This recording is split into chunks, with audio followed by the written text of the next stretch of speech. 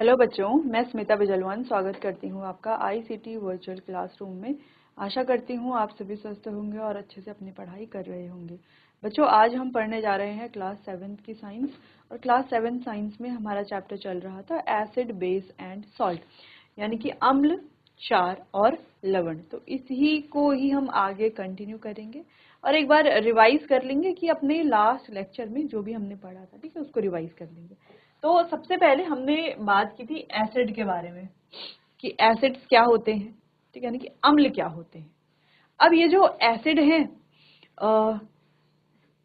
ये स्वाद में कैसे होते हैं? खट्टे होते हैं, ठीक है। अगर हम एसिड की बात करते हैं तो ये स्वाद में होते हैं खट्टे, ठीक है। दूसरा, एसिड यानी कि जो पदार्थ खट्टे होते हैं उनमें एसिड पाया जाता है। सिंपली इसका मतलब यही हो गया, जैसे अगर हम बात करें नींबू है, दही है, टमाटर है, ग्रेप्स है, इसके अलावा और भी जो भी चीजें हैं जो हमें स्वाद में खट्टी, जैसे इमली है, तो इन सभी में एसिड पाया जाता है। कुछ और चीजें जैसे कि अगर हम बात करते हैं विनेगर यानी कि सिरके की या चींटी के डंक की, तो इनमें भी जो है एसिड पाया जाता है, ठीक है। अब ये जो एसिड हैं बच्चों, ये कैसे होते हैं? स्वाद में खट्टे होते हैं, पहली चीज तो ये हो गई। दूसरा, जिन पदार्थों में एसिड पाया जाता है उन्हें अम्लीय पदार्थ या हम कहें एसिडिक सब्सटेंस कहा जाता है, ठीक है। जैसे अगर हमने कहा कि ये लेमन है, तो लेमन क्या है? एक एसिडिक सब्सटेंस भी है क्योंकि इसमें सिट्रिक एसिड पाया जाता है, ठीक है।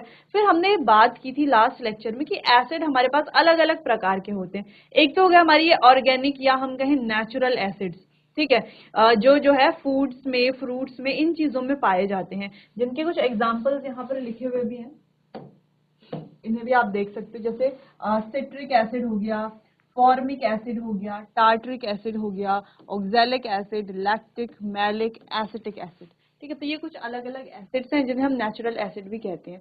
इसके अलावा बच्चों कुछ हमारे पास जो है मिनरल एसिड्स भी होते हैं, जैसे हम कहें HCl, जो कि क्या है?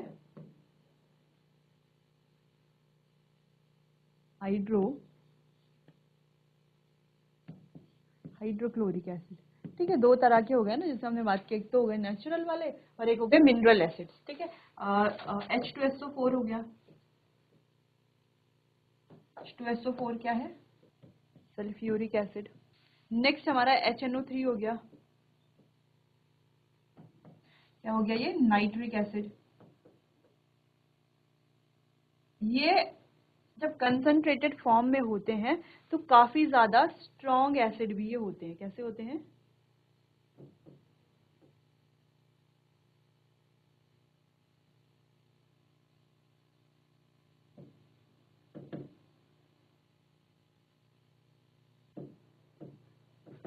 ठीक है, क्या है ये? मिनरल एसिड है और जब कंसंट्रेटेड फॉर्म में होते हैं तो काफी स्ट्रॉन्ग एसिड भी ये होते हैं, ठीक है।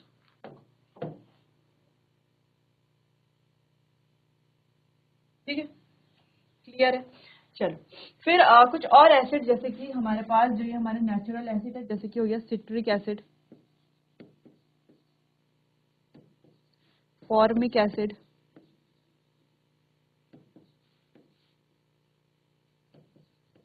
Oxalic acid, malic acid,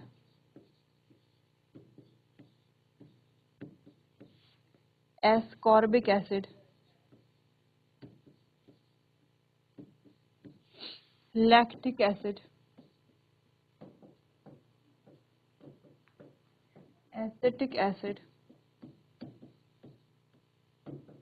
tartaric acid, ठीक है। और ठीक ठीक है, तो ये काफी है, इतने आप इनमें से आप 4-5 याद कर लेना, ठीक है। अच्छा, जो सिट्रिक एसिड है वो पाई जाती है जो हमारे खट्टे फ्रूट्स होते हैं ना, जैसे लेमन हो गया, ऑरेंज हो गए, ठीक है, इनमें पाई जाती है सिट्रिक एसिड। बात करते हैं फॉर्मिक एसिड की, तो फॉर्मिक एसिड पाया जाता है चींटी के डंक में। इसके अलावा जो बी स्टिंग होती है, यानी कि जो हनी बी है, मधुमक्खी है, मधुमक्खी के डंक में भी फॉर्मिक एसिड पाया जाता है, ठीक है। अगला है ऑक्सैलिक एसिड। ऑक्सैलिक एसिड बच्चों पाया जाता है टमाटर में या हम कहें पालक, स्पिनच में ऑक्सैलिक एसिड। मैलिक एसिड पाया जाता है एप्पल में, ठीक है। इसके अलावा एस्कॉर्बिक एसिड पाया जाता है। एस्कॉर्बिक एसिड विटामिन सी का जो है एक अच्छा सोर्स है, स्रोत है, ठीक है, अच्छा सोर्स है। एस्कॉर्बिक एसिड पाया जाता है आंवला में, ठीक है। बात करें लैक्टिक एसिड की, तो लैक्टिक एसिड पाया जाता है कर्ड यानी कि दही में, मिल्क में, ठीक है, या हम कहें सार मिल्क में, खट्टे दूध में, ठीक है।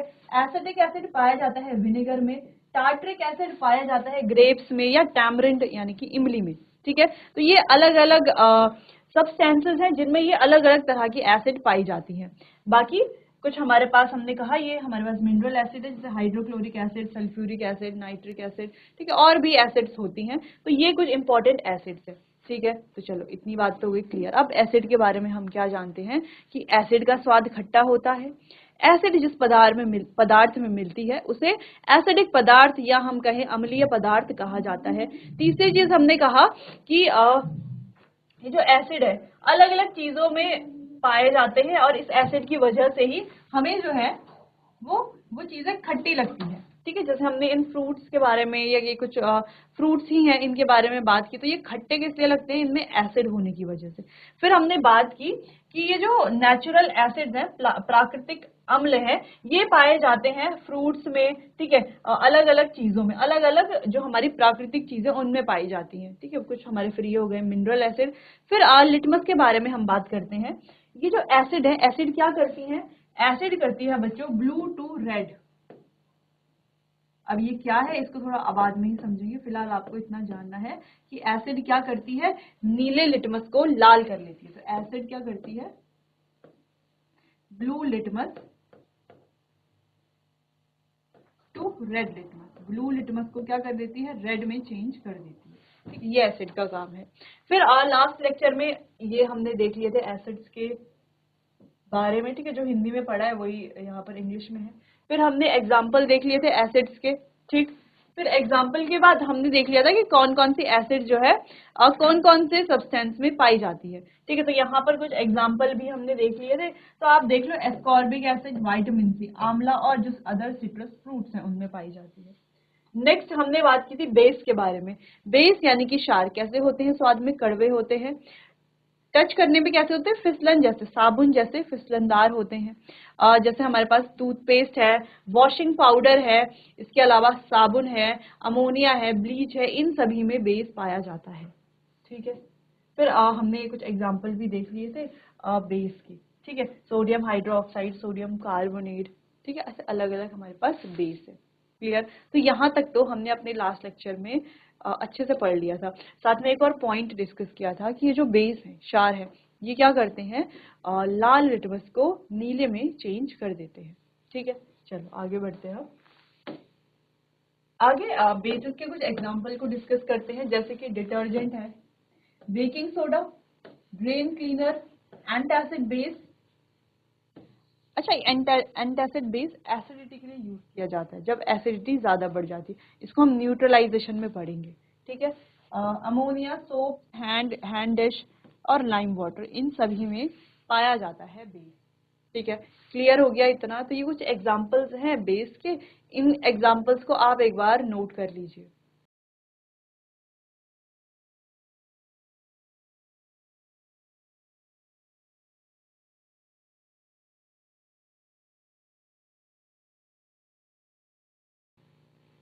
चलिए, तो बेस के एग्जाम्पल भी हमने देख लिए। अच्छा, कुछ बेस को हम देखते हैं जाकि कहाँ कहाँ पर ये पाए जाते हैं। सबसे पहले हमारे पास सोडियम हाइड्रोक्साइड NaOH, ये पाया जाता है साबुन में। कैल्शियम हाइड्रोक्साइड, ये पाया जाता है लाइम वाटर में, ठीक है। लाइम वाटर यानी कि चूने का पानी जो है उसमें पाया जाता है। अमोनियम हाइड्रोक्साइड, ये पाया जाता है विंडो क्लीनर्स में, है ना, खिड़कियां हम साफ करते हैं तो उसमें पाया जाता है अमोनियम हाइड्रोक्साइड। और अगला है हमारा मैग्नीशियम हाइड्रोक्साइड, ये पाया जाता है दूध या मैग्नीशियम यानी कि मिल्क ऑफ मैग्नीशियम, ठीक है, दूध या मैग्नीशियम जिसे हम कहते हैं, ठीक है, उसमें पाया जाता है मैग्नीशियम हाइड्रोक्साइड, जो कि एक एंटासिड बेस है, ठीक है, एंटासिड है, हम एंटासिड के लिए इसका उपयोग करते हैं। अब वो क्या है वो तो हम न्यूट्रलाइजेशन में पढ़ेंगे। तो यहाँ पर कुछ और एग्जांपल्स हैं कि ये जो एसिड है किस में पाए जाते हैं। जैसे हमने ये जो बेस है किस में पाए जाते हैं, जैसे हमने एसिड के लिए पढ़ा था, है ना, कि जो कर्ड है, कर्ड में क्या पाया जाता है, लैक्टिक एसिड। टोमेटोज में क्या पाया जाता है, ऑक्सैलिक एसिड। ठीक है, ऐसे ही हमने पढ़ा था कि इमली जो है, टैमरिंड, उसमें पाया जाता है टार्टरिक एसिड। इसके अलावा जो लेमन्स हैं उनमें पाया जाता है सिट्रिक एसिड, जैसे पढ़ा था ना। तो सेम वैसे ही सोप्स में पाया जाता है सोडियम हाइड्रोक्साइड, लाइम वाटर में पाया जाता है calcium hydroxide, milk of magnesium में पाया जाता है मैग्नीशियम हाइड्रोक्साइड, और विंडो क्लीनर्स में पाया जाता है अमोनियम हाइड्रोक्साइड। क्लियर है? और कुछ एग्जाम्पल हमने पहले भी देख लिए थे। ठीक है, इतना आप नोट कर लीजिए।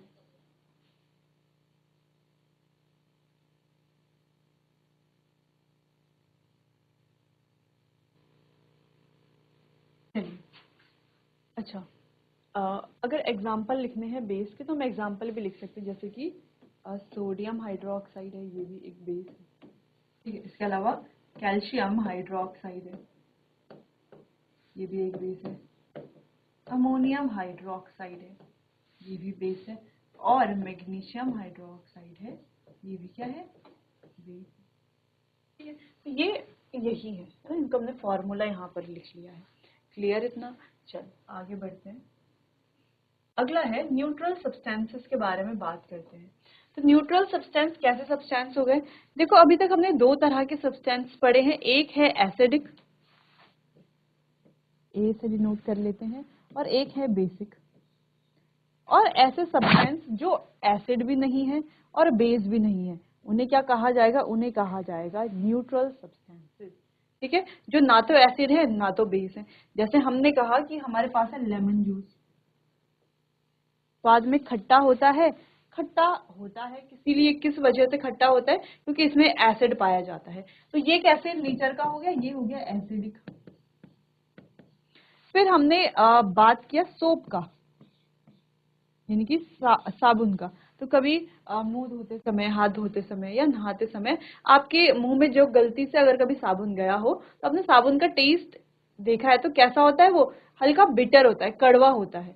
ठीक है, तो इसमें क्या पाया जाता है? बेस पाया जाता है। ठीक है, तो कौन सा बेस? Sodium hydroxide. और लेमन में कौन सा एसिड? Citric acid. ठीक है, तो ये होता है बेसिक नेचर का।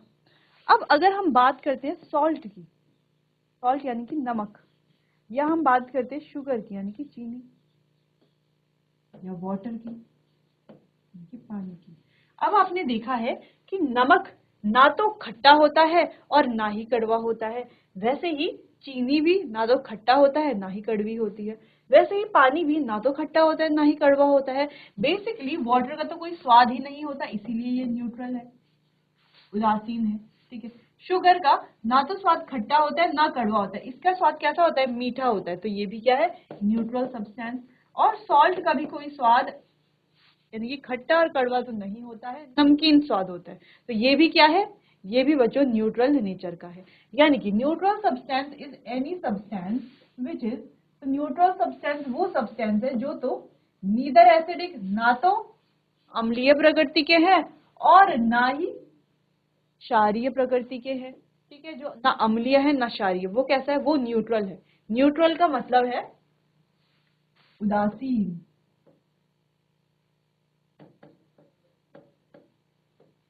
उदासीन पदार्थ।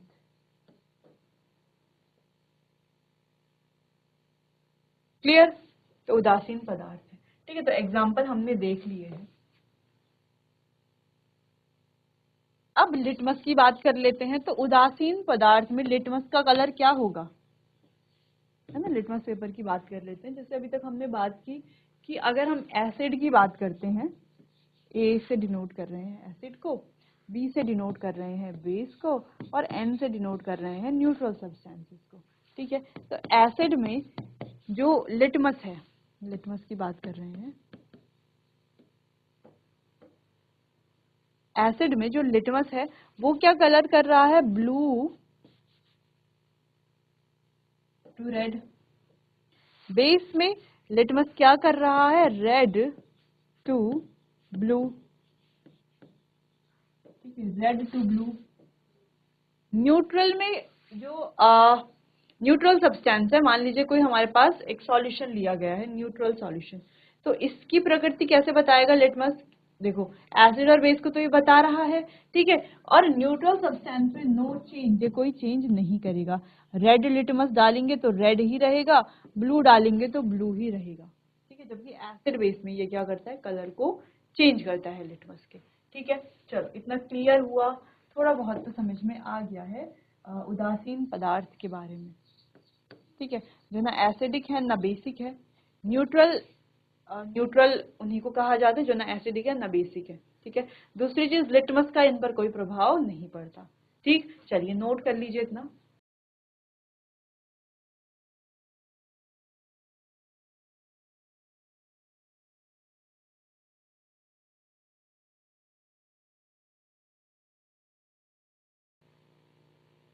चलिए आगे बढ़ते हैं। अगला है इंडिकेटर। इंडिकेटर यानी कि संकेतक कहें या सूचक कहें, ठीक है, सूचक बोलो, संकेतक बोलो या इंडिकेटर्स ही बोलो, ठीक है। अब इंडिकेटर्स क्या होते हैं, जैसे हमने बात की कि लिटमस एक इंडिकेटर है जो हमें क्या बताता है कि कोई सब्सटेंस एसिडिक है या बेसिक है, कैसे बताता है, अपना रंग परिवर्तन करके बताता है। लेकिन लिटमस की जरूरत पड़ी क्यों? अभी तो हमने पढ़ा कि जो सब्सटेंस खट्टे होते हैं वो एसिडिक, एसिड जो होती है वो स्वाद में खट्टी होती है, और जो सब्सटेंस बेसिक होते हैं वो स्वाद में कड़वे होते हैं, और जिनका कोई स्वाद ही नहीं होता वो न्यूट्रल होते हैं। तो इंडिकेटर की क्यों जरूरत है? हम तो ऐसे ही बता देंगे, टेस्ट करके बता सकते हैं ना। लेकिन अब देखो, हम हर एक चीज को टेस्ट नहीं कर सकते, ठीक है। हो सकता है कुछ चीजें, मान लीजिए हमें कोई 3 सॉल्यूशन दे दिए गए हैं ए बी सी, ठीक है, मान लो इस प्रकार से ये एक कोई सॉल्यूशन ए है, ये कोई सॉल्यूशन बी है, ठीक है, और ये टेस्ट ट्यूब्स हैं, और ये कोई सॉल्यूशन सी है। अब हमें पता नहीं है कि कौन सा एसिड है, कौन सा बेस है, और कौन सा, चलो एबीसी मतलब उसको 1 2 3, वरना ए से एसिड बी से बेस ऐसा नहीं है, ठीक है। तो चलो इसको 1 2 और 3 लिख लेंगे, ठीक है, कोई 3 सॉल्यूशन है 1 2 3।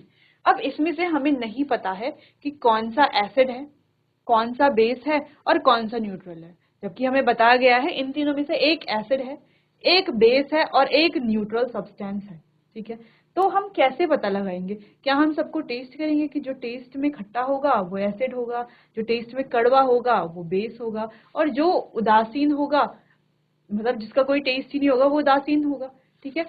क्या हम टेस्ट करके नेचर के बारे में बताएंगे? ऐसा हम बिल्कुल भी नहीं करेंगे, ठीक है। तो हम लैबोरेटरी में जा करके ये किसी भी अननोन सॉल्यूशन को ऐसे ही टेस्ट नहीं कर सकते, वो हमारे लिए हो सकता है बहुत ज्यादा हानिकारक हो, हार्मफुल हो, ठीक है। तो इसीलिए जब हम टेस्ट नहीं कर सकते हैं तो इसीलिए हम क्या करते हैं, इंडिकेटर्स का यूज करते हैं। अब ये इंडिकेटर क्या करते हैं, हमें सॉल्यूशन के नेचर के बारे में बताते हैं। जैसे हमने कहा हमारे पास ये 3 सॉल्यूशन है अलग अलग, अब हमें नहीं पता कौन सा एसिड है, कौन सा बेस है, कौन सा न्यूट्रल है, और हम टेस्ट भी नहीं कर सकते हैं, तो हमें कुछ ना कुछ चाहिए होगा जिसकी हेल्प लेकर के हम इन सॉल्यूशन के नेचर को बता सके, ठीक है। तो हम यहाँ पर इंडिकेटर का यूज करते हैं। अब इंडिकेटर क्या होते हैं? इंडिकेटर ऐसे सब्सटेंस होते हैं जो हमें किसी पदार्थ के नेचर के बारे में या किसी सॉल्यूशन के नेचर के बारे में बताते हैं। कैसे बताएंगे ये हमें? अपने कलर को चेंज करके। जैसे हम किसी को अपनी बातें कैसे बताएंगे? मुंह से बोल करके, है ना, मुंह से बोल करके, या कुछ जो है कुछ संकेत दे करके, कुछ इशारा दे करके बताएंगे, है ना, ऐसे ही बताते हैं हम, ठीक है। वही ये जो इंडिकेटर है ये हमें कैसे बताएगा किसी सॉल्यूशन के बारे में कि इसका नेचर कैसा है? ये हमें अपना कलर चेंज करके बताएगा।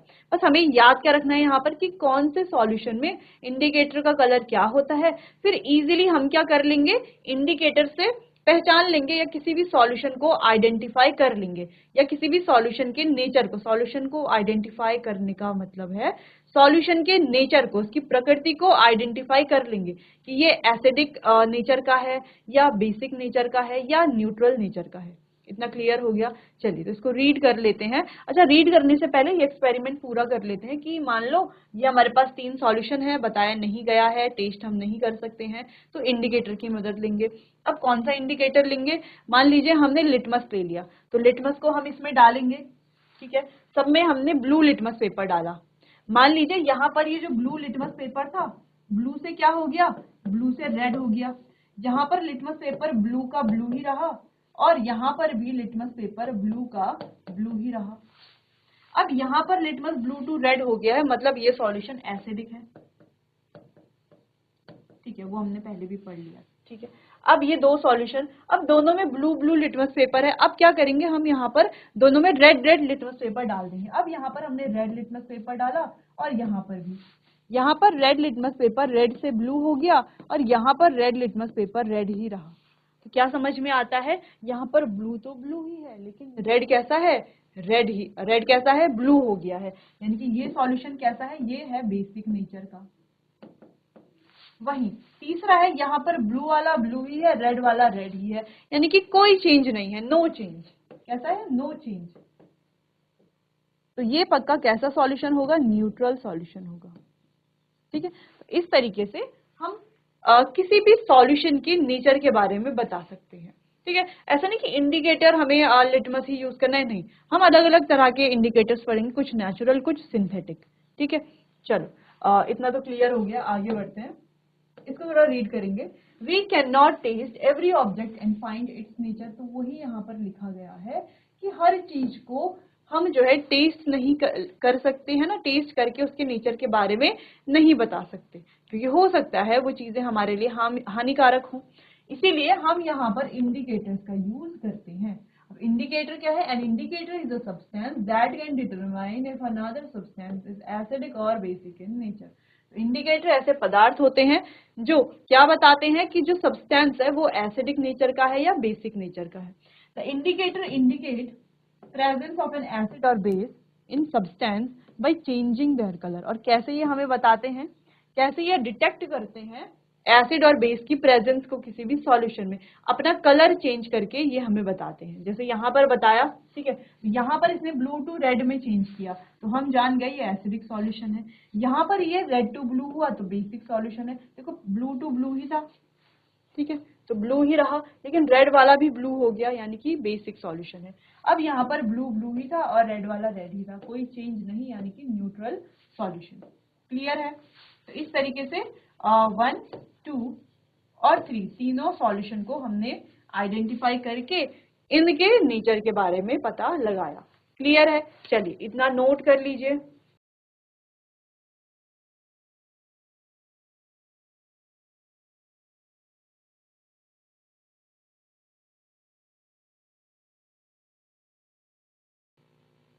चलिए आगे बढ़ते हैं।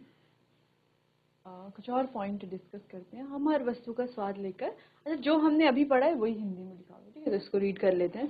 हम हर वस्तु का स्वाद लेकर उसकी प्रकृति का पता नहीं लगा सकते, इसीलिए हम सूचकों का उपयोग करते हैं।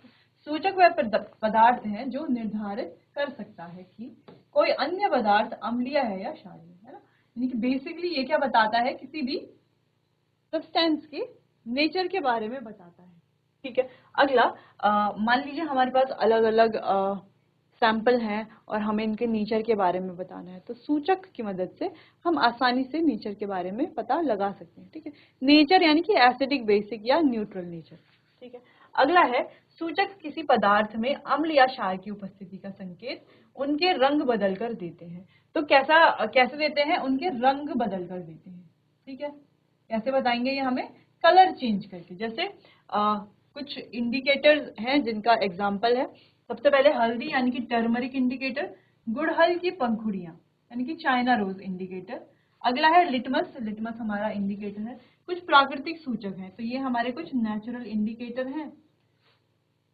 अब ये जो नेचुरल इंडिकेटर है बच्चों, ये कहाँ पाए जाते हैं? ऑफ कोर्स नेचर यानी कि प्रकृति में ही पाए जाते हैं। तो कुछ इंडिकेटर हमने यहाँ पर देख लिए हैं, जैसे हल्दी है, गुड़हल का पुष्प, पंखुड़ियां हैं, लिटमस है। तो ये हमारे कुछ इंडिकेटर्स हैं। तो हम यहाँ पर अलग अलग इंडिकेटर्स को स्टडी करेंगे। जैसे सबसे पहले हम लिटमस के बारे में पढ़ेंगे, फिर हमारे पास हल्दी यानी कि टर्मरिक है, फिर चाइना रोज है।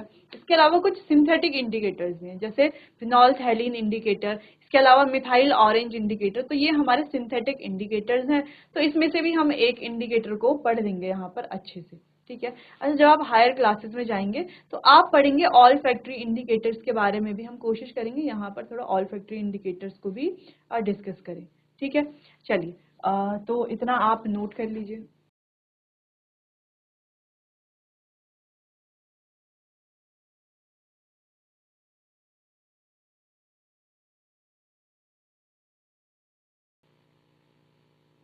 चलिए, तो यहाँ पर कुछ एग्जाम्पल्स हैं हमारे पास। तो ये हैं हमारे, ये तीनों लिटमस, टर्मरिक और चाइना रोज, ये हमारे तीनों कैसे हैं बच्चों, नेचुरल इंडिकेटर हैं।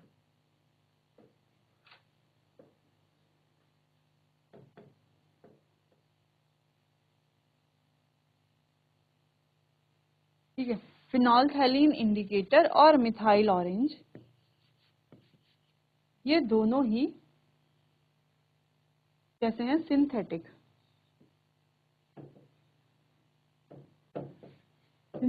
इंडिकेटर्स हैं। ठीक है, क्लियर।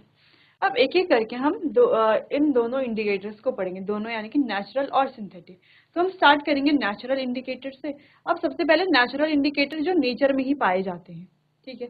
अब कैसे कैसे ये हमें मिलते हैं, कैसे हम इनका उपयोग करते हैं, और कैसे इनका उपयोग करके हम किसी भी सब्सटेंस के या किसी भी सॉल्यूशन के नेचर के बारे में, उसकी प्रकृति के बारे में बताते हैं।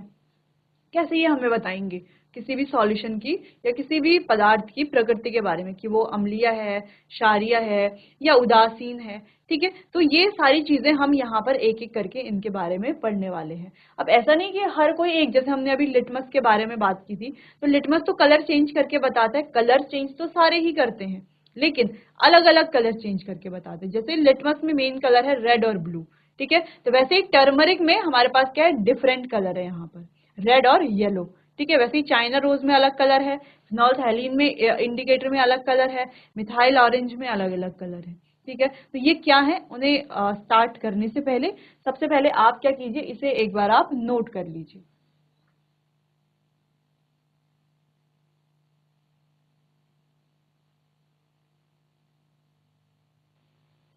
तो बच्चों, ये इंडिकेटर्स क्या होते हैं, इनके जो हमने नेचुरल इंडिकेटर्स के बारे में हमें बात करनी है, ठीक है। तो इसको हम डिस्कस करेंगे अपने आने वाले अगले सेशन में, ठीक है। और तब तक आप अच्छे से पढ़ते रहिए, कहीं पर कोई कंफ्यूजन होती है तो आप मुझसे पूछ सकते हैं।